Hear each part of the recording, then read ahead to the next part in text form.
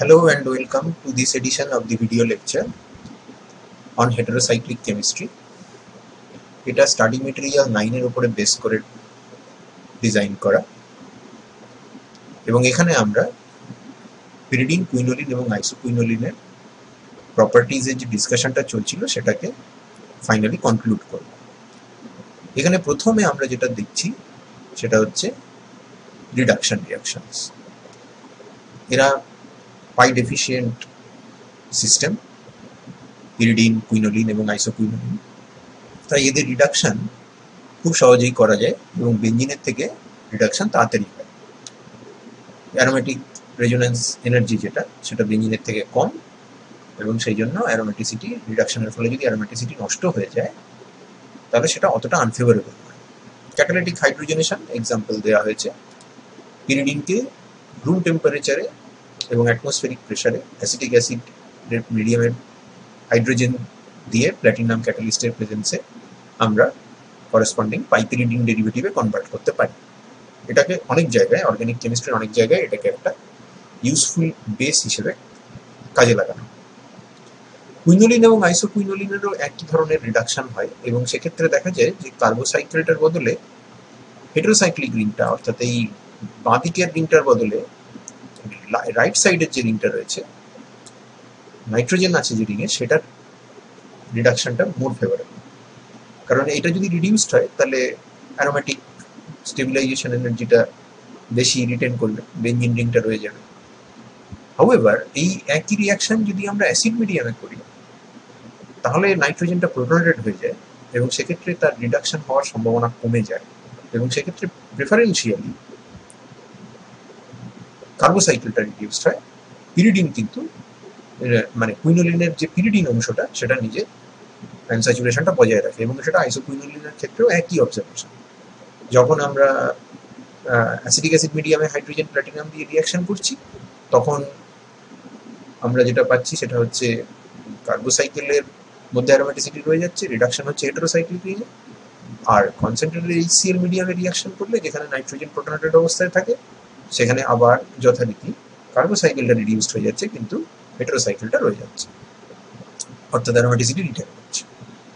But reduction common reaction এবং সেখানে আমরা জানি নাইট্রোজেনের মাথায় নেগেটিভ চার্জ তো স্টেবিলাইজড হবে, অতএব এখানে 1,4 রিডাকশন এইরকম ভাবে হবে।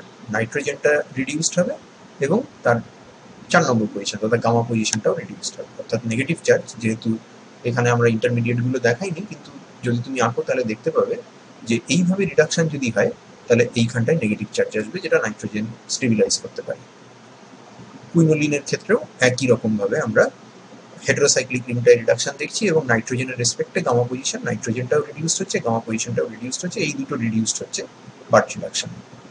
যেটা আমরা ইলেকট্রন উইথড্রয়িং গ্রুপ থাকলে যে ধরনের রিডাকশন দেখে থাকি, যেমন আমরা যদি বেঞ্জোইক অ্যাসিড রিডাকশন করি তো বেঞ্জোইক অ্যাসিড থেকে প্রথমে বেঞ্জোয়েট তৈরি হয়, ওই বেঞ্জোয়েটের যে কার্বনিক গ্রুপটা থাকে সেটা ইলেকট্রন উইথড্রয়িং গ্রুপ হিসেবে কাজ করে এবং যখন রিডাকশনটা কমপ্লিট হয় তখন দেখা যায় যে বেঞ্জোইক অ্যাসিডের ওই CO2H গ্রুপটা যে কার্বনে ছিল, ওই ইপসো কার্বনটা আর প্যারা কার্বনটা, এই দুটোই কিন্তু রিডিউসড হয়েছে। অর্থাৎ তুমি এটা মাথায় রেখো, যেটা as if electron withdrawing group present থাকলে যেরকম ইপসো কার্বন এবং তার রেসপেক্টে 4 নম্বর কার্বনটা রিডিউসড হয়, পিরিডিন এবং কুইনোলিনের ক্ষেত্রেও তাই। কুইনোলিনের ক্ষেত্রে বাড়তি মাথায় রাখতে হবে এবং সেটাও মনে রাখা খুব ইজি যে হেটেরোসাইকেলটা রিডিউস হচ্ছে, কার্বোসাইকেলটা হচ্ছে না। এরপরে আমরা একটু অদ্ভুত রিয়াকশন দেখেছি। এটাকে এখানে লেখার কারণ হচ্ছে যেটা একবার সিইউতে প্রবলেমে এসেছিল, সেই জন্য আমি এটাকে এখানে সলভ করে দিয়েছি।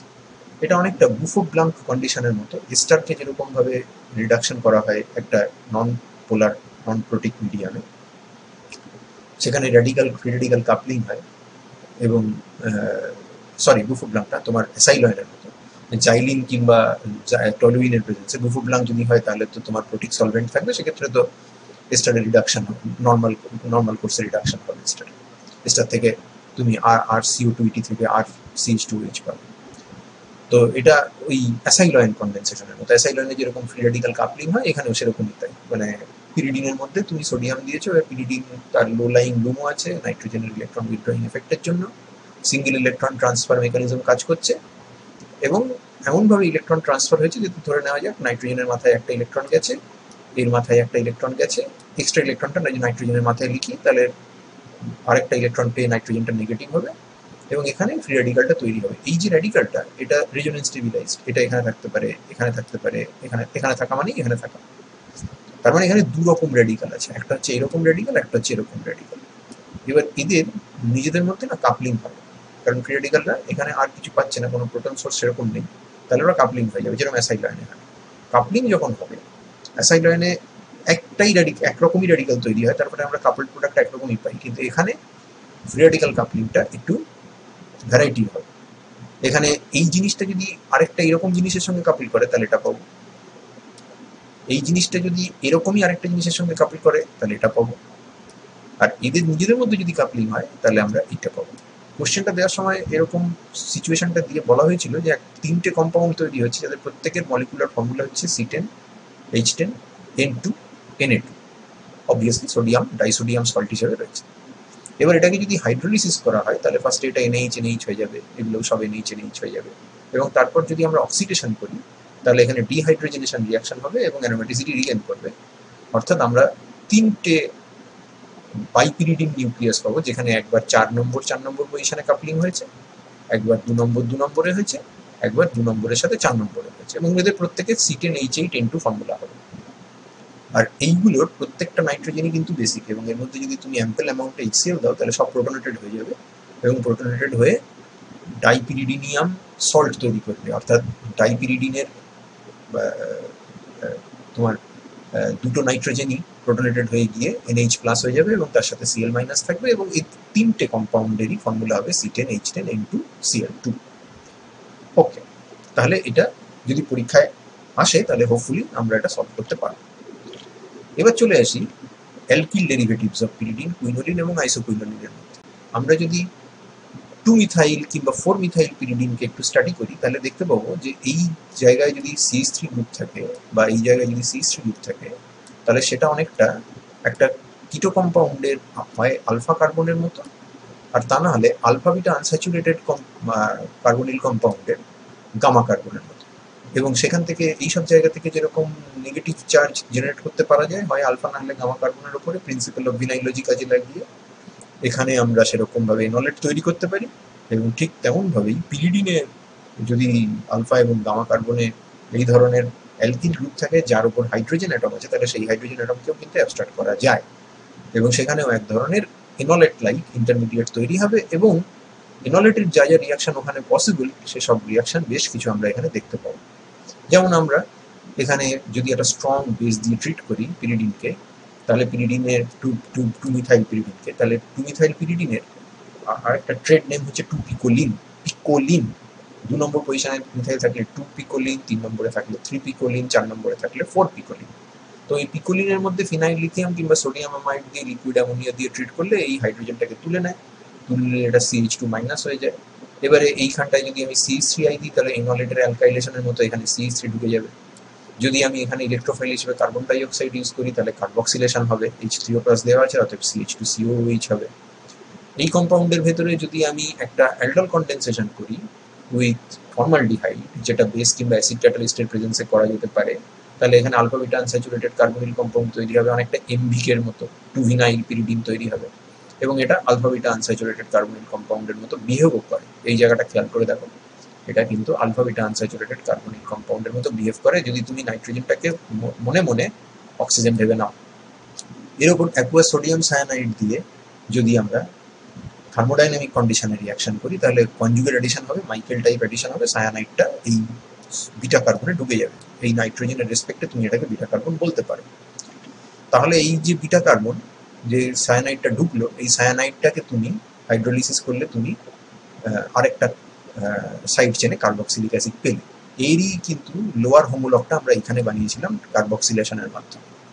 যদি এই কম্পাউন্ডের উপরে সায়ানাইড না ঢুকিয়ে আমরা ডাইইথাইল ম্যালোনেটের সোডিয়াম সল্ট অ্যাড করি, এবং সেটা যেহেতু একটা গুড মাইকেল ডোনার আর এটা একটা মাইকেল অ্যাকসেপ্টার, তাহলে মাইকেল এডিশন হবে। মাইকেল এডিশন হওয়ার পরে এই বিটা কার্বনে ডাইইথাইল ম্যালোনেট থেকে ডিরাইভড অ্যানায়নের পার্টটা ঢুকলো, ঢোকার পর সেটাকে হাইড্রোলিসিস ফলোড বাই ডিকার্বক্সিলেশন করলে আমরা এই কম্পাউন্ডটার হায়ার হোমোলগ হিসেবে আরেকটা কার্বক্সিলিক অ্যাসিড পাবো, আরেকটা পিরিডিন কার্বক্সিলিক অ্যাসিড পাবো।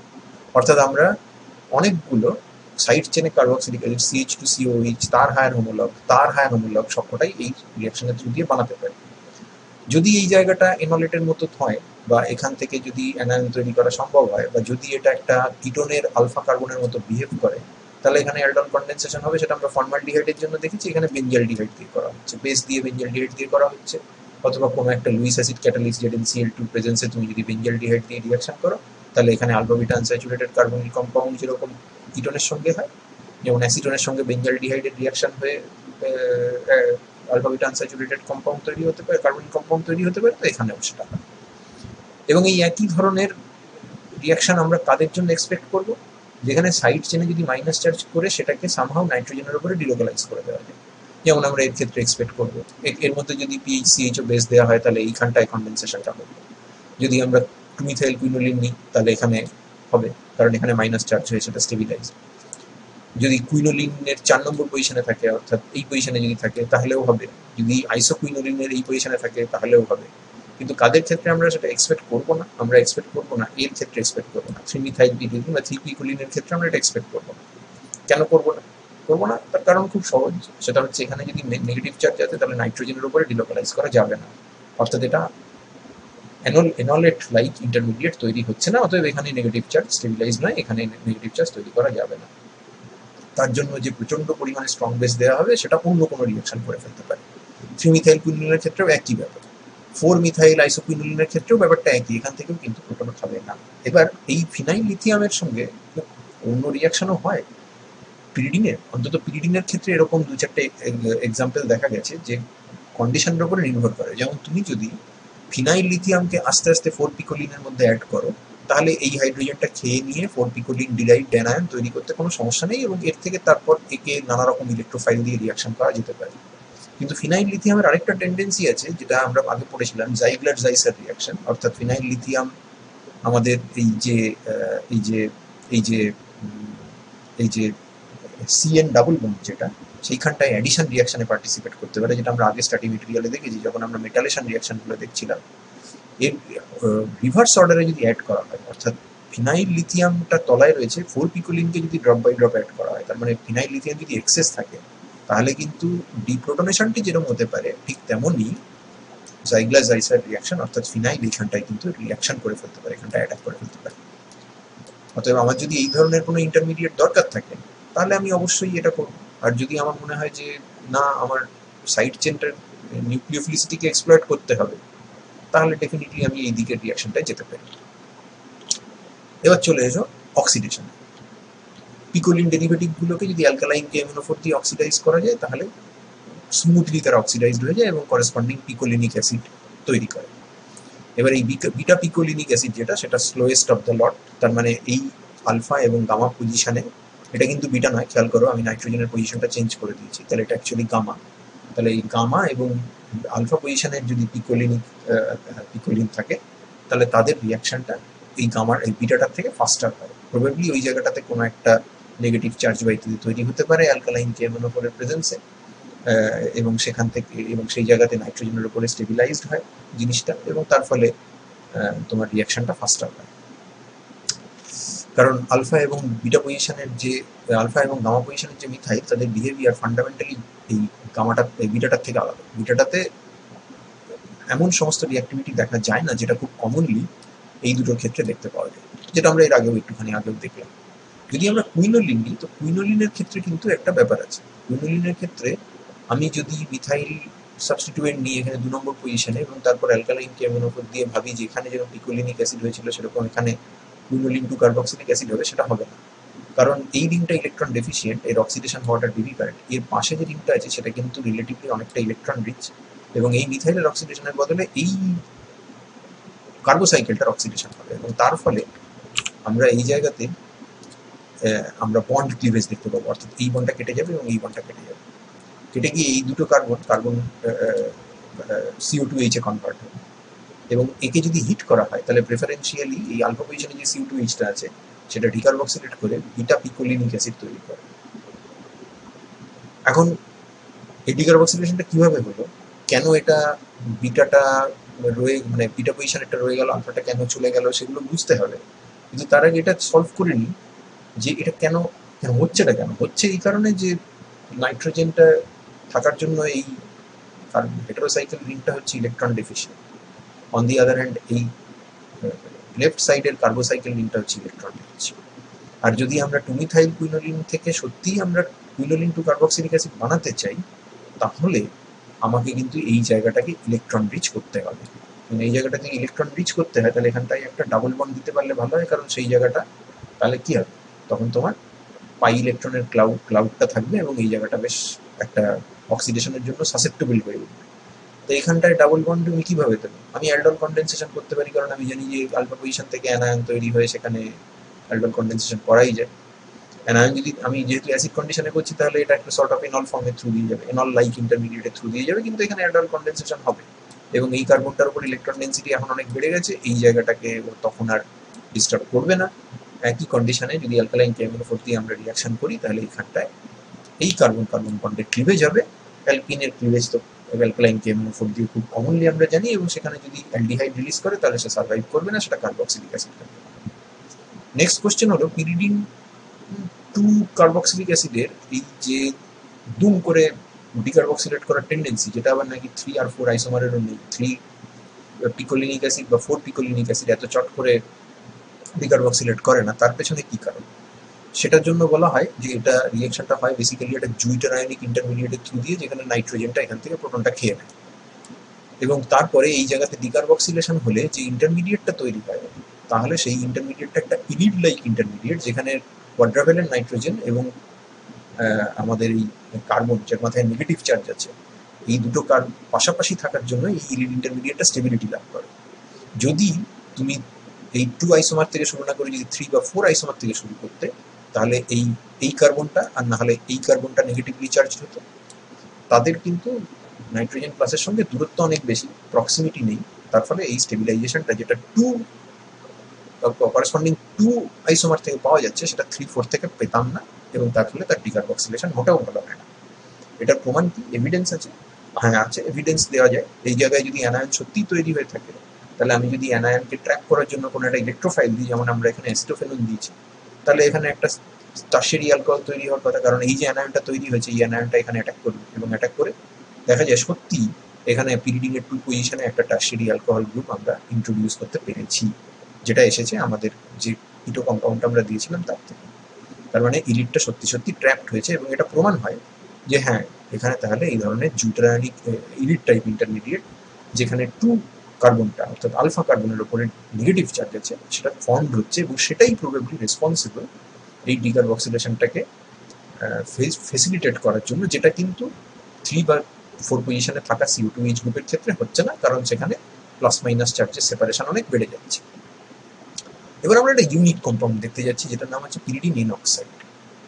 পিরিডিন এন অক্সাইড বানানো হয় নাইট্রোজেনকে অক্সিডাইজ করে, তার মধ্যে একটা কোনো পার অ্যাসিড জাতীয় কিছু, বা যে পারক্সো লিঙ্কেজ আছে H2O2, এই জাতীয় কোনো একটা জিনিস দিয়ে এই অক্সিডেশনটা করা হয়। এটা আমরা আগেও দেখেছি, যখন আমরা পাইরোলাইটিক সিন এলিমিনেশনে কোপ এলিমিনেশন পড়েছিলাম, সেখানে আমাদের ছিল যে কোয়াটার্নারি অ্যামোনিয়াম অক্সাইড, অর্থাৎ তোমার R3N যদি থাকে, তাহলে তার উপরে তুমি যদি প্যারাসিড দিয়ে ট্রিট করো, তাহলে সেখান থেকে R3N প্লাস ও মাইনাস হয়ে যায়, এবং তাকে হিট করলে সে তার নাইট্রোজেনের পাশে যে কার্বনটা আছে, সেই কার্বন থেকে সেই কার্বনের পাশের কার্বন থেকে প্রোটন খেতে পারে, ইত্যাদি ইত্যাদি। এগুলো আমরা সব আগে দেখেছি, 5 মেম্বার সাইক্লিক ট্রানজিশন স্টেটের থ্রু দিয়ে যায়, ইত্যাদি ইত্যাদি এরকম ছিল। সেগুলোর কথা মাথায় রেখে আমাদের তাহলে এটা অবাক হওয়ার কথা নয় আমাদের, যে এখানটায় আমাদের একটা এনঅক্সাইড মতো জিনিস তৈরি হচ্ছে। এবার যদি আমি এনঅক্সাইডকে আবার পিরিডিনে ফিরিয়ে নিয়ে যেতে চাই, তাহলে আমাকে রিডিউসিং এজেন্ট দিতে হবে। রিডিউসিং এজেন্ট হিসেবে আমরা হাইড্রোজেন প্যালাডিয়াম দিতে পারি HCl মিডিয়ামে, বা হাইড্রোজেন নিকেল দিতে পারি, বা আমরা অক্সিজেন অ্যাকসেপ্টার দিতে পারি। এবার অক্সিজেনকে টেনে বার করতে গেলে নাইট্রোজেনের থেকে আমাদেরকে অক্সিজেনের সাথে স্ট্রং বন্ড তৈরি করে এরকম কিছু জিনিস দিতে হবে, যেমন আমরা একটা ট্রাইফিনাইল ফসফিন দিতে পারি, ফসফরাস অক্সিজেন বন্ড স্ট্রং, একই লজিকে PCO3ও দেওয়া যায়। ডাইক্লোরোকার্বিনও এই ক্ষেত্রে এফেক্টিভ, কারণ সেক্ষেত্রে COCl2 বা ফসজিন তৈরি করে অক্সিজেনকেও টেনে বার করে নেয়। এই কম্পাউন্ডগুলো ইম্পর্টেন্ট কেন? কারণ পিরিডিনের উপরে আমরা জানি অ্যারোমেটিক ইলেকট্রোফিলিক সাবস্টিটিউশন অতি খারাপ হয়, খুব বাজে হয়, রিঅ্যাকশনটা হয় না ভালো করে, এবং রিজিও সিলেক্টিভিটি হচ্ছে মেটা পজিশনে ডিরেক্ট করে। কিন্তু পিরিডিনিয়াম অক্সাইডে সারপ্রাইজিংলি সিলেক্টিভলি C4 পজিশনে এবং অত্যন্ত মানে পিরিডিনের রেসপেক্টে রিলেটিভলি অনেক ইজিলি তুমি অ্যারোমেটিক ইলেকট্রোফিলিক সাবস্টিটিউশন করতে পারো। তার 3টি এক্সাম্পল আমরা এখানে দেখছি। পিরিডিনিয়াম অক্সাইডের উপরে নাইট্রেশন করা হয়েছে 4 নম্বর পজিশনে, একটা পিরিডিনিয়াম অক্সাইড ডেরিভেটিভের উপরে ব্রোমিনেশন করা হয়েছে 4 নম্বর পজিশনে, আরেকটা ইয়েট আনাদার ডেরিভেটিভের উপরে নাইট্রেশন করা হয়েছে আবার সেই 4 নম্বর পজিশনে। তাহলে এটা কেন হচ্ছে? নাইট্রোজেনের মাথায় প্লাস চার্জ রয়েছে, তাহলে এটা হচ্ছে কেন? তাহলে সিগমা কমপ্লেক্সে কোনো নিশ্চয়ই স্টেবিলিটি আছে, এবং যদি তুমি 4 নম্বর পজিশনে অ্যাটাক করাও ইলেকট্রোফাইলকে, তাহলে এই সিগমা কমপ্লেক্সটা তৈরি হবে। খেয়াল করে দেখো, তুমি এই জায়গাতে এটা আঁকতে পারো। এটা দেওয়া মানেই কিন্তু এটা খুবই খারাপ হচ্ছে নর্মালি, কারণ নাইট্রোজেনের মাথায় প্লাস আছে, কিন্তু এই জায়গায় একটা ইলেকট্রন দেওয়ার মতো জিনিস আছে তো। তার ফলে তুমি এই যে সবুজ রং দিয়ে হাইলাইট করা ইন্টারমিডিয়েটটা পাবে, এবং এই ইন্টারমিডিয়েটটার বিউটি হচ্ছে এইটা বা এইটার আনলাইক এই দুটো, এটা হচ্ছে অক্টেটটা ফিল্ড আপ আছে, এইচ এলিমেন্টের অক্টেট আছে, তাহলে এটাই মোস্ট কন্ট্রিবিউটিং। এই ধরনের কোনো জিনিস কিন্তু তুমি এই ধরনের ইলেকট্রন ফ্লো কোয়াড্রাভ্যালেন্ট নাইট্রোজেনকে স্টেবিলাইজ করার জন্য যে ইলেকট্রন ফ্লো ও মাইনাসটা দেখাচ্ছে এন অক্সাইডে, সেটা কিন্তু তোমার ইয়েতে ছিল না, পিরিডিনের সিগমা কমপ্লেক্সে ছিল না, এবং সেই জন্যই পিরিডিনের sigma complex very very unstable. এই একই জিনিস, এই একই এন অক্সাইডের উপরে যদি তুমি 3 নম্বর পজিশনে অ্যাটাকটা করো, তাহলে কিন্তু এই ধরনের ইলেকট্রন ফ্লো তো কাজে লাগাতে পারবেই না, বরঞ্চ এই ব্লু কালার দিয়ে হাইলাইট করা ইন্টারমিডিয়েটের মতো সব জিনিসপত্র পাবে, যেখানে দুটো প্লাস চার্জ পাশাপাশি আছে, কার্বনের অক্টেট নেই, নাইট্রোজেনের অক্টেট থাকলেও মাথায় প্লাস চার্জ আছে। অতএব এই এখানে কোনোভাবেই 3 নম্বর পজিশনে রিয়াকশন হবে না, যা হবে সেটা হচ্ছে 4 নম্বর পজিশন। 2 নম্বর পজিশনে কিন্তু থিওরিটিক্যালি হতে পারতো, কারণ এই একই ধরনের রেজোনেন্স স্টেবিলাইজেশন তুমি 2 নম্বরের ক্ষেত্রেও পাবে, কিন্তু 2 নম্বরে খেয়াল করে দেখো, নাইট্রোজেনের মাথায় প্লাস চার্জ, এখানে নাইট্রোজেনের মাথায় প্লাস চার্জ, 2 নম্বরে ইলেকট্রোফাইলের আসাটা একটু মুশকিল আছে। এর যে স্ট্রং মাইনাস আই এফেক্ট, তাতে এই পজিশনের অ্যাটাক করা ডিফিকাল্ট, কারণ এই পজিশনটা এক্সট্রিমলি ইলেকট্রন ডেফিসিয়েন্ট, এবং ওই প্লাস চার্জের সঙ্গে পজিটিভলি চার্জ বা ইলেকট্রন ডেফিসিয়েন্ট ইলেকট্রোফাইলের একটা রিপালশন হতে পারে পজিটিভলি চার্জ নাইট্রোজেনটার সঙ্গে, সেই জন্য প্রবাবলি ওখানে আসে না। এই যে কথাটা বলা হলো, এটা তো অবভিয়াসলি একটা রিজনেবল এক্সপ্লেনেশন, কিন্তু এর এগেনস্টে কোনো প্রুফ আছে কি? প্রুফ একটা আছে যে সত্যি এন অক্সাইডে ও মাইনাস যে ইলেকট্রন পুশ করে, সেটা আমরা একটা ঘুরিয়ে সর্ট অফ রাউন্ড অ্যাবাউট ওয়েতে প্রমাণ করতে পারি। আমরা ট্রাইমিথাইল্যামিন এবং ট্রাইমিথাইল্যামিনের অক্সাইড নিয়েছি। ট্রাইমিথাইল্যামিনের ডাইপোল মোমেন্ট অবভিয়াসলি এই ডিরেকশনে, কারণ লোন পেয়ারটা এই দিকে রয়েছে, এবং এন অক্সাইডের ক্ষেত্রে প্লাস তো অবভিয়াসলি এই এন্ডে রয়েছে, মাইনাস অবভিয়াসলি এই এন্ডে রয়েছে, এবং এখানে চার্জ সেপারেশন রয়েছে ইত্যাদি, তার ফলে বিরাট ডাইপোল মোমেন্টের চেঞ্জ হয়েছে, কিন্তু ডিরেকশনটা একই আছে। এবং ডাইপোল মোমেন্টটা দেখো, ডিফারেন্সটা হচ্ছে 4.375, এটা এক্সপেক্টেড। তুমি এখানে শুধু নাইট্রোজেন নিয়েছিলে, এবার প্লাস নাইট্রোজেন মাইনাস অক্সিজেন, তাহলে এরকমই হওয়ার কথা। কিন্তু যদি পিরিডিনের সঙ্গে পিরিডিন অক্সাইডের দেখো, তো পিরিডিনের আমরা জানি ডাইপোল মোমেন্টের দিকে থাকবে, কারণ পাই ডেফিসিয়েন্ট, অতএব ওদের ইলেকট্রন টানছে, তাহলে রিংয়ের ভেতরে পার্শিয়াল পজিটিভ চার্জ, নাইট্রোজেনের মাথায় পার্শিয়াল নেগেটিভ চার্জ, তো ওইখানে যাবে পাই ইলেকট্রন ডেন্সিটি, তাই বলে নাইট্রোজেনটা more electron dense compare to any other carbons. N অক্সাইডের ক্ষেত্রেও কিন্তু ওই একই, এদিকেই আছে, কিন্তু ক্রিটিক্যালি ডিফারেন্সটা দেখো, এখানে ডিফারেন্সটা স্যাচুরেটেড কম্পাউন্ডে 4.37, এটা মাত্র 2.03। যদি এখানে কোনো ধরনের পাই মোমেন্ট না থাকতো, যদি কেবলমাত্র এই কেবলমাত্র এইদিকে যদি কোনো অপোজিং মোমেন্ট না থাকতো, তাহলে এই ডিফারেন্সটাও কিন্তু অলমোস্ট 4.5 থেকে 4.5 ডিবাই হওয়ার কথা। তার মানে এই যে ডিফারেন্সটা, এটা অ্যারাইজ করেছে due to electron flow from oxygen to the ring, which contributes to this type of opposing dipole moment, যেটা ওভারঅল ডাইপোল মোমেন্টকে কমিয়ে দিচ্ছে, যতটা বাড়ার কথা ছিল ততটা বাড়তে পারছে না। আমরা এই জায়গাতে 3টে এখানে কতগুলো রেজোনেন্স ক্যানোনিকাল এঁকেছি, যেখানে একটা ক্যানোনিকালে দেখা যাচ্ছে যে প্লাস চার্জটা রিংয়ের ভেতরে ঘুরছে, নাইট্রোজেনটা নিউট্রাল, আর আরেকটা ক্যানোনিকালে দেখা যাচ্ছে যে অক্সিজেন ইলেকট্রন দিয়েছে নাইট্রোজেনের উপরে, এবং রিংয়ের ভেতরে প্লাস চার্জ ঢোকার বদলে রিংয়ের ভেতরে মাইনাস চার্জ ঢুকেছে। তারপরে এই ধরনের সিস্টেমে কিন্তু ডাইপোল মোমেন্টটা from oxygen to the ring থাকবে ভায়া নাইট্রোজেন, আর এই ধরনের ক্যানোনিকালের জন্য from ring to the oxygen via nitrogen থাকবে। তার মানে দুটো ডাইপোল মোমেন্ট একে অপরকে অপোজ করছে, এবং যতটা বাড়ার কথা ছিল ডাইপোল মোমেন্ট ততটা বাড়তে পারলো না, এবং আমরা একটা ডিফারেন্স যেটা পাওয়ার কথা ছিল সেটা আমরা পেলাম না। এটা একটা রাউন্ড অ্যাবাউট ওয়েতে প্রুফ করা হলো যে আমি যেটা ভাবছি যে অ্যারোমেটিক ইলেকট্রোফিলিক সাবস্টিটিউশন বেটার হচ্ছে এখানে, কেন হচ্ছে? অক্সিজেন ইলেকট্রন দিচ্ছে প্রবাবলি কোয়াড্রাভ্যালেন্ট নাইট্রোজেনটাকে, এবং সেই কারণে এই পার্টিকুলারলি এই সিগমা কমপ্লেক্সটা ভীষণ রকম স্টেবল হয়ে যাচ্ছে। আমি যখন ভীষণ রকম বলছি তখন অবভিয়াসলি আমি এদের রেসপেক্টে বলছি, এবং তখন অ্যারোমেটিক ইলেকট্রোফিলিক হয়েছে। তো এবার এই কোশ্চেনটা বহুবার দিচ্ছে যে পিরিডিন থেকে 4-নাইট্রোপিরিডিন কি করে বানাবো। তুমি নাইট্রেশন করতে গেলে কিছুতেই হবে না। প্রথম কথা, প্রচন্ড জঘন্য রিয়াকশন হয়, ইল্ড খুব খারাপ। আর দ্বিতীয়ত সবসময় যা হবে ও 3 নম্বর পজিশনে। তাহলে এটা আমরা করবো না। প্রথমে আমরা যেহেতু পিরিডিনকে খুব সহজে পিরিডিন অক্সাইডে কনভার্ট করা যায়, তাহলে সেটা করবো H2O2 অ্যাসিটিক অ্যাসিড দিয়ে বা প্যারাসিট দিয়ে করতে পারে। কনসেন্ট্রেট HNO3 কনসেন্ট্রেট H2SO4 দিয়ে হিট করলে তাহলে 4 নম্বর পজিশনে নাইট্রেশন হয়ে গেল।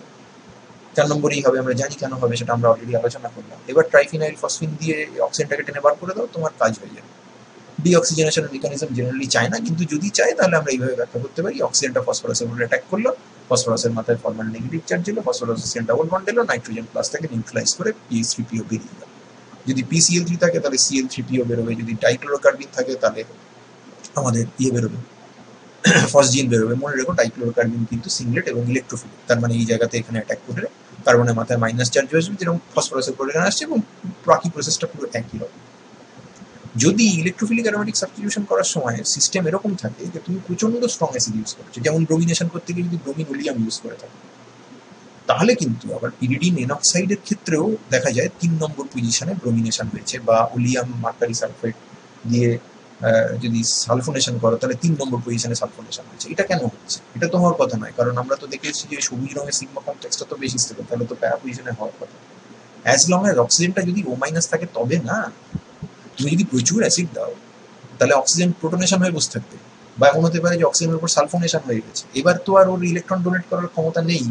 এবারে এমন হয়েছে যে নাইট্রোজেনটার মাথায় প্লাস, যেটা পিরিডিনের ক্ষেত্রেও হয়ে থাকে, ইলেকট্রোফাইল প্রথমে নাইট্রোজেনের সঙ্গে গিয়ে কোঅর্ডিনেট করে বসে থাকে, এবং তার ফলে পিরিডিনের নাইট্রোজেনটার যতটুকুনি ইলেকট্রন, যতটুকুনি যা দেওয়ার ক্ষমতা ছিল, সেটা নষ্ট হয়ে যায়, সেটা নষ্ট হয়, এবং ইলেকট্রন উইথড্রয়িং ক্যাপাসিটি বেড়ে যায়, প্রচন্ডভাবে বেড়ে যায়। তো এখানেও ঠিক তাই হচ্ছে। তার ফলে এইসব জায়গায় অ্যাটাক করা ইম্পসিবল। যা হবে, যা অ্যাটাক হবে এখানেই হবে, যা অ্যাটাক হবে এখানেই হবে। এবং পিরিডিনিয়াম বা পিরিডিন যেরকম বিহেভ করে, এই জায়গায় অ্যাটাক করায় বা এই জায়গায় অ্যাটাক করায়, অবভিয়াসলি এই দুটো পজিশন সিমিলার, তাহলে এখানেই অ্যাটাক হবে। কাজে সেরকমও সিচুয়েশন কিন্তু অ্যারাইজ করতে পারে। আচ্ছা, এবার আমরা একটা অন্য অ্যাসপেক্ট ডিসকভার করবো, এবং সেটা আমাদের কাছে বেশ সারপ্রাইজিং লাগবে, কারণ এখনো পর্যন্ত আমরা যে কটা এক্সাম্পল অর্গানিক কেমিস্ট্রিতে দেখেছি এই 4টে সেমিস্টার এবং অলমোস্ট 4.5 সেমিস্টারে, যে সেখানে যে জিনিস অ্যারোমেটিক ইলেকট্রোফিলিকে পার্টিসিপেট করে তারা অ্যারোমেটিক নিউক্লিওফিলিকটা দিতে চায় না, অ্যান্ড ভাইস ভার্সা। পিরিডিন অক্সাইডটা এক্সেপশন। তো অ্যারোমেটিক ইলেকট্রোফিলিক ভালো দেয়, তুমি দেখতে পেলে ভালো দেয়, মানে কার রেসপেক্টে ভালো দেয়? পিরিডিনের রেসপেক্টে ভালো দেয়, পিরিডিনের রেসপেক্টে বেটার, রিয়াকশনটা বেটার, এবং রিজিও সিলেক্টিভিটিটা কমপ্লিটলি অন্যরকম। কিন্তু এন অক্সাইড কিন্তু নিউক্লিওফিলিক অ্যারোমেটিক সাবস্টিটিউশনও খুব ভালো। তার কারণ তুমি যদি এই ধরনের রেজোনেন্স স্ট্রাকচার আঁকো, যেটা আমরা ডাইপোল মুভমেন্ট আঁকার সময় দেখেছিলাম, তাহলে খেয়াল করে দেখো এই সব জায়গায় প্লাস চার্জ আসছে, তারা নিউক্লিওফাইল এইসব জায়গায় অ্যাটাক করতেই পারে 2 এবং 4 নম্বর পজিশন। আবার তার তলায় আমরা ওই 3টে ক্যানোনিক্যাল লিখেছি যেখানে অক্সিজেন ইলেকট্রন ডোনেট করে রিংয়ের ভেতর নেগেটিভ চার্জ ঢুকিয়েছে, তাহলে এইসব জায়গাতেও তোমার কিন্তু ইলেকট্রোফাইল অ্যাটাক করতে পারে। এবার এই নাইট্রোজেন প্লাসের প্রেজেন্সের জন্য অর্থ পজিশন অ্যাটাকটা করে না, আমরা দেখেছি। অর্থ নয়, C2তে করে না, আলফাতে করে না, গামাতে করে, সেটা আমরা দেখেছি, কিন্তু থিওরিটিক্যালি এখানে পারে। তার মানে এই ক্যানোনিক্যালগুলো প্রমোট করে অ্যারোমেটিক ইলেকট্রোফিলিক সাবস্টিটিউশনকে, আবার এই ক্যানোনিক্যালগুলো ইন্ডিকেট করে যে এখানে SNE-টাও ভালো হবে। এটা একটা ইউনিক ফিচার, এবং তারই কত এক্সাম্পল আমরা এখানে দেখব। দেখো, পিরিডিন অক্সাইড নাইট্রেশন করে এনঅক্সাইড 4-নাইট্রোপিরিডিন এনঅক্সাইড বানানো হয়েছে। এটা 4 সাবস্টিটিউটেড পিরিডিনের ক্ষেত্রে একটা কি ইন্টারমিডিয়েট। এবার এখানটায় যদি তুমি এর মধ্যে যদি HX কম্পাউন্ডটা দাও, HBr বা HCl দাও, ইউরিয়া দিয়ে হিট করা হচ্ছে, এটা কিন্তু করে simple aromatic nucleophilic substitution. NO2- living group, X- ঢুকেছে, এবার তুমি PPH3 কে দিয়ে দাও, এখান থেকে তাড়িয়ে বের করে বেরিয়ে গেল, এই সিগমা কমপ্লেক্সের থ্রু দিয়ে যাচ্ছে। এখন এই জিনিসটা পিরিডিন থেকে বানানো ইম্পসিবল, তার কারণ পিরিডিনের মধ্যে যদি হ্যালোজেনেশন করতে যাও, ফার্স্ট অফ অল ভালো হয় না, দ্বিতীয়ত যদি হয় তাহলে 3 নম্বর ঢুকবে, অ্যারোমেটিক ইলেকট্রোফিলিক 3 নম্বরই হয়। আচ্ছা, আরেকটা অ্যালকক্সাইড দিয়ে রিয়াকশন করছে, ধরো sodium salt of benzyl alcohol, তার সাথে রিয়াকশন করে আমরা এখানটায় OCH2PH ঢুকেছি, আবার সেই একই রকম ভাবে সিগমা কমপ্লেক্স বা হোয়েল্যান্ড তো বলবেন না, এটাকে মেইজেনহেইমার কমপ্লেক্সের থ্রু দিয়ে রিয়াকশনটা হচ্ছে, কারণ এটা negatively charged intermediate that is encountered in a SNAR reaction.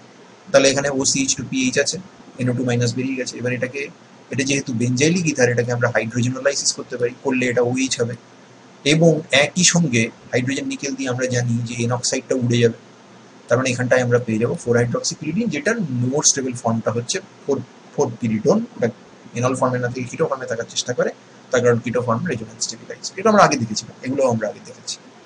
Rate of the reaction হচ্ছে যেরকম পিরিডিনের ক্ষেত্রে হয় অ্যারোমেটিক নিউক্লিওফিলিক, যদি তুমি পিরিডিনের উপরে প্রপার পজিশনে লিভিং গ্রুপ রাখো তাহলে C4 এর রিঅ্যাক্টিভিটি C2 থেকে বেশি, C2 যারা মাচ মোর রিঅ্যাক্টিভ দেন C3, তাহলে C4 এর রিঅ্যাক্টিভিটিটা C2 থেকে বেশি এবং C3 থেকে তো অবভিয়াসলি বেশি হবে। তার কারণ এই যে রেজোনেন্স ক্যানোনিক্যাল, এটা ইন্ডিকেট করছে যে নেগেটিভ চার্জটা পজিটিভ চার্জটা এই 2 নম্বর, 4 নম্বর এবং 6 নম্বর কার্বনে আসছে, অতএব নিউক্লিওফাইল ওইসব জায়গাতেই আসার চেষ্টা করে।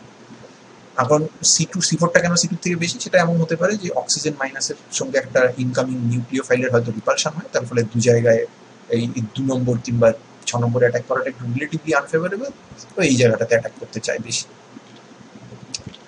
এরপর কতগুলো টিপিক্যাল রিয়াকশন আছে পিরিডিন এনঅক্সাইডে যেগুলো পরীক্ষাতে দেয়। যেমন আমরা একটা অ্যাসিডিক অ্যানহাইড্রাইডের সঙ্গে পিরিডিন এনঅক্সাইডের রিয়াকশন দেখছি, যে জায়গাটাতে ফার্স্টে তৈরি হয় একটা পিরিডিনের 2 নম্বর পজিশনে একটা MECO গ্রুপ ঢুকে যায় এবং এই অ্যাসিডিক অ্যাসিড থেকে অ্যাসিডিক অ্যানহাইড্রাইড থেকে আরেক এক মলিকিউল অ্যাসিডিক অ্যাসিড এলিমিনেটেড হয়। তার মানে এটা বেসিক্যালি 2-হাইড্রক্সিপিরিডিনের অ্যাসিটাইল ডেরিভেটিভ। এটাকে H3O+ দিয়ে হাইড্রোলাইজ করলে 2-হাইড্রক্সিপিরিডিনই হবে, যেটা আবার ওই একই কারণে 2-পিরিডন ফর্মে চলে যায়। সিমিলারলি পিরিডিন অক্সাইডের মধ্যে যদি অ্যাসিটাইল ক্লোরাইড দিয়ে রিয়াকশন করা হয় তাহলে এখানটায় ক্লোরিন ঢুকে যায়। এটার মেকানিজমটা আমরা করে দিইনি, কিন্তু এর মেকানিজমটা করা আছে। কিভাবে হচ্ছে সেটা দেখো। প্রথমে এটা নিউক্লিওফাইল হিসেবে কাজ করে, ঠিক যেরকম ডিঅক্সিজেনেশনের সময় ফসফরাসকে অ্যাটাক করছিল কিংবা ডাইক্লোরোকার্বনিল কার্বনকে অ্যাটাক করছিল, যেমন এখানে অ্যাসিটাইলেশন হবে। এখানে অ্যাসিটাইলেশন হয়ে গেল। এবার এখানটায় খেয়াল করে দেখো এর O- আর নেই। এবার O- যদি না থাকে তাহলে এই জায়গাতে অ্যাটাকটা কিন্তু তখন মোর ফেভারেবল হবে, কারণ নাইট্রোজেনের প্লাস চার্জ আছে ও -I এফেক্ট এখানে সব থেকে বেশি স্ট্রং। তার মানে এই জায়গাটা ইন্ট্রিনসিক্যালি মোর ইলেকট্রোফিল। তাহলে অ্যাসিটেট এই জায়গাতে অ্যাটাক করলো। আগে কেন অ্যাটাক করছিল না, কারণ O- থাকলে এখানে কোনো নিউক্লিওফাইলের ঘেঁষাটা একটু মুশকিল আছে, কিন্তু এখানে অ্যাটাক করতে পারে। অ্যাটাক করলো, করার পর এই জায়গা থেকে সিম্পলি অ্যাসিডিক অ্যাসিড এলিমিনেট করে দিলাম, তোমার 2-হাইড্রক্সিপিরিডিনের অ্যাসিটাইল ডেরিভেটিভ তৈরি হয়ে গেল। তারপর হাইড্রোলিসিসটা তো নর্মাল কন্ডিশনে হচ্ছে। আমরা যদি 2,3-ডাইমিথাইল পিরিডিন এনঅক্সাইডের সঙ্গে অ্যাসিডিক অ্যানহাইড্রাইডের রিয়াকশন করি, এই রিয়াকশনটার একটা নাম আছে, নামটা ইম্পর্টেন্ট না, বোঝাটা ইম্পর্টেন্ট, বোকেরহেইড রিয়াকশন। সেখানে দেখা যায় যে একটা অদ্ভুত ব্যাপার ঘটে, যে এই জায়গাতে অক্সিজেন তো চলে যায় আর এখানে CH2OCOMe হয়ে যায়, যেটাকে হাইড্রোলিসিস করলে এখান থেকে CH2OH বের। এটা কিভাবে হচ্ছে? আগের মতোই O- ফার্স্টে অ্যাটাক করলো, অ্যাটাক করার পরে এখানে অ্যাসিটাইলেশন হলো, এই অক্সিজেনটা অ্যাসিটাইলেশন হলো। কিন্তু এরপর যেটা হয়েছিল যে এইখানে একটা নিউক্লিওফিলিক অ্যাটাক করেছিল, সেটা এবার করছে না। এই নাইট্রোজেনটা যেহেতু প্লাস, এই কার্বনটা আলফা কার্বনের মতো বিহেভ করবে, alpha to the carbonic acetate nucleophile হিসেবে কাজ না করে বেস হিসেবে কাজ করছে এবং প্রোটনটাকে তুলে নিচ্ছে। প্রোটনটাকে তুলে নিলে এই নাইট্রোজেনটা নিউট্রালাইজ হলো এবং এই জায়গাতে একটা 3,3 সিগমাট্রপিক শিফট, যেটা আমরা ক্লেইজেন রিঅ্যারেঞ্জমেন্ট অ্যারোমেটিক ভ্যারাইটির ক্ষেত্রে দেখেছিলাম, 3,3 সিগমাট্রপিক শিফট, যেটা তোমরা আবার এই সেমিস্টারে ডিটেলে পড়বে, সেরকম একটা সিচুয়েশন তৈরি হয়েছে এবং 6 সেন্টার সাইক্লিক ট্রানজিশন স্টেটের থ্রু দিয়ে একটা পেরিসাইক্লিক রিয়াকশনের মাধ্যমে এই অ্যাসিটাইল গ্রুপটা ট্রান্সফার্ড হয়ে যাবে along with this oxygen, transferred হয়ে যাবে এই CH2 গ্রুপের উপরে এবং আমরা আমাদের প্রোডাক্টটা পেয়ে যাব। সিমিলারলি যদি আমরা এই কম্পাউন্ডের উপরে রিয়াকশন করি তাহলেও এই OAC গ্রুপটা এই মিথাইলের গায়ে গিয়ে আশ্রয় নেবে এবং এই রিয়াকশনের মেকানিজম তুমি বাড়িতে চেষ্টা করে দেখতে পারো। যদি না হয় তাহলে আমাকে বলে, আমি চেষ্টা করে দেখব। এবার একটা সিনথেটিক স্কিম দেখার চেষ্টা করছি যেখানে এই অনেকগুলো রিয়াকশন একসাথে করা আছে। আমি জানি না এরকম তোমাকে পরীক্ষায় দেবে কিনা, কিন্তু একসাথে ডেমনস্ট্রেট করার চেষ্টা করেছি। পিরিডিন অক্সাইড নাইট্রেশন 4 নম্বর পজিশনে সিলেক্টিভলি হলো, sodium methoxide methanol aromatic nucleophilic substitution, NO2- বেরিয়ে গেল, OMe ঢুকলো। এই কম্পাউন্ডের উপরে অ্যাসিডিক অ্যানহাইড্রাইড দিয়ে হিট করা হলো, তাহলে অ্যাসিটেট এখানে ঢুকলো, এনঅক্সাইডের অক্সিজেন চলে গেল। তার মানে এই অক্সিজেনটাই বেসিক্যালি, খেয়াল করে দেখো তোমার যে মেকানিজম ছিল, এই অক্সিজেনটা এখান থেকে অ্যাসিডিক অ্যাসিড হয়ে বেরিয়েছে আর এই অ্যাসিটেটের একটা অ্যাসিটেটের পার্ট বাইরে থেকে এসেছে। তাহলে এই বেরিয়ে গেছে, এখানে অ্যাসিটেট ঢুকেছে, ঢুকে এখানে OAC হয়েছে। এবার এটাকে যদি আমরা হাইড্রোলিসিস করি তাহলে এখানটায় হাইড্রোলিসিস হয়ে গিয়ে এটা OH হয়ে যাবে, which is 4-methoxypyridine-2-ol, which exists in an equilibrium with its corresponding pyridine form. Finally এই লেকচারের শেষ অংশটা, সেটা হচ্ছে photochemical reaction of N oxides of quinoline. To be honest, এই জায়গাটা তোমার আমার এটা আমি পার্সোনালি মনে করি যে এটা পড়ানোর হয়তো দরকার নেই, কারণ তুমি ফটোকেমিস্ট্রি সম্বন্ধে কিছুই জানো না। মোর ইম্পর্টেন্টলি পেরিসাইক্লিক রিয়াকশন সবে তুমি এই সেমিস্টারে শিখছো, কিন্তু এটা আমাকে শেখাতে হচ্ছে কারণ এটা বার কয়েক পরীক্ষাতে দিয়েছে। কুইনোলিন এন অক্সাইডের অন্য কোনো রিয়াকশন না দেখে আমরা এই ফটোকেমিক্যাল রিয়াকশনগুলো দেখছি, এবং এখানে দেখা যাচ্ছে ডিপেন্ডিং আপন দ্য মিডিয়াম, কোনো সময় আমি পোলার অ্যাপ্রোটিক বেঞ্জিন ইউজ করছি, কোনো সময় পোলার প্রোটিক ইউজ করছি। পোলার প্রোটিক যদি ইউজ করি তাহলে একরকম আউটকাম হচ্ছে, এটা কুইনোলিনের এন অক্সাইডটা থেকে আমরা একটা করেসপন্ডিং, এখানে যেরকম পিরিডন পেয়েছি এখানে সেরকম একটা কুইনোলোন টাইপ জিনিস পাচ্ছি। আর এখানে কিন্তু একটা টোটালি অন্যরকম কিছু একটা হয়েছে, যেখানে রিং এক্সপ্যান্ড করেছে এবং অক্সিজেন ঢুকেছে রিং এর ভেতরে। এই ধরনের জিনিসকে বলা হয় অক্সাজেপিন। এবং এখানে বেঞ্জিন রিং আছে ফিউজড অবস্থায়, তাই একে বলা হয় বেনজক্সাজেপিন। এইসব কি করে হচ্ছে? অ্যাকচুয়ালি ফটোকেমিস্ট্রিতে অনেক রিয়াকশন হয় যেগুলো গ্রাউন্ড স্টেটে থার্মালি অ্যাচিভ করা অত্যন্ত দুরূহ ব্যাপার। তার মধ্যে কেন হয়, কি ব্যাপার, তার মধ্যে যাওয়া আমাদের পক্ষে সম্ভব নয়, কিন্তু আমরা একটা রিজনেবল মেকানিজম দেওয়ার চেষ্টা করতে পারি। তো যখন আমরা ধরো বেঞ্জিন মিডিয়ামে রিয়াকশন করছি, তো ফার্স্টে এখানে একটা অক্সিজেনটা ইন্ট্রামলিকুলার নিউক্লিওফিলিক অ্যাটাক করে 3 মেম্বার রিংকে ক্লোজ করে, হুইচ ইজ অ্যান অক্সাজিডিন ইন্টারমিডিয়েট। এবার এই অক্সাজিডিন ইন্টারমিডিয়েটের কি ফেট হবে সেটা নির্ভর করে মিডিয়ামের উপরে। যদি নন পোলার নন প্রোটিক বেঞ্জিন মিডিয়াম থাকে তাহলে অক্সাজিডিন ইন্টারমিডিয়েটটা একটা সিগমাট্রপিক শিফট করে 1-5 শিফট। এই বন্ডটাকে ধরা হচ্ছে 1-1, 2, 3, 4, 5, তাহলে 1-5 শিফট করলো, করেসপন্ডিং পাই নেটওয়ার্ক রিঅ্যারেঞ্জ করলো, এবং আমরা এখানে একটা ইপক্সাইড লাইক ডেরিভেটিভ পেলাম। Obviously this is very strength and it undergoes a 6 electron electrocyclic ring opening. তার মানে ফার্স্টে হলো একটা 1-5 শিফট, তারপরে হলো একটা 6 electron electrocyclic ring opening, which proceeds under photochemical condition in a disrotatory fashion, যেটা তুমি পেরিসাইক্লিক ইলেকট্রোসাইক্লিক রিয়াকশন যখন পড়বে তখন তুমি দেখতে পাবে। এখানে আনফর্চুনেটলি এগুলো নিয়ে আলোচনা করার খুব বেশি অবকাশ নেই। যদি এটা নিয়ে কনফিউশন থাকে আমাকে বলো, I will try to dispel your confusion. এবং এই রিংটা ওপেন হবে, এই রিংটা 6-3 ফিউশনটা নষ্ট হয়ে গিয়ে এটা একটা 7 মেম্বার রিংয়ে কনভার্টেড হবে, যেটা ওই বেনজক্সাজেপিন যেটা আমরা বলছিলাম। এখন ওই একই অক্সাজিডিন ইন্টারমিডিয়েট যদি পোলার প্রোটিক সলভেন্টে রাখো তাহলে ওর কিন্তু ফেটটা কমপ্লিটলি আলাদা। সেক্ষেত্রে এনও উইক বন্ডটা ক্লিভেজ হয় এবং নাইট্রোজেনের মাথায় প্লাস রেখে অক্সিজেনের মাথায় মাইনাস হয়, which is kind of reasonable, কারণ অক্সিজেন ইজ মোর ইলেকট্রোনেগেটিভ। এবং এখানে একটা জুইটারায়নিক স্ট্রাকচার তৈরি হচ্ছে, বুঝতেই পারছো এটা very unstable, because nitrogen has a plus charge and only 6 electrons around it. Doctorate ভর্তি নেই অথচ মাথায় প্লাস চার্জ আছে। ইলেকট্রোনেগেটিভ এলিমেন্টের জন্য দ্যাট ইজ রিয়েলি ব্যাড।